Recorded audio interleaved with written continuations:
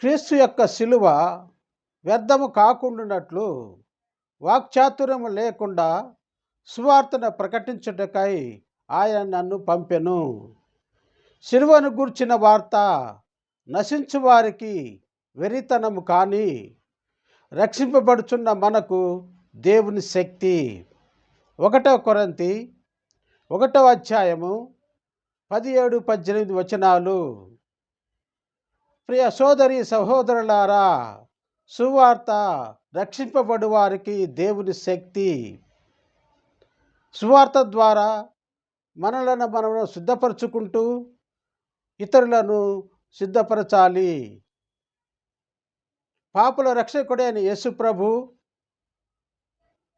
సువార్త ద్వారా మేము సిద్ధపరచుకుంటూ సువార్తను ప్రకటించడం ద్వారా ఇతరులను సిద్ధపరిచే మంచి మనసును మాకు దయచేయండి.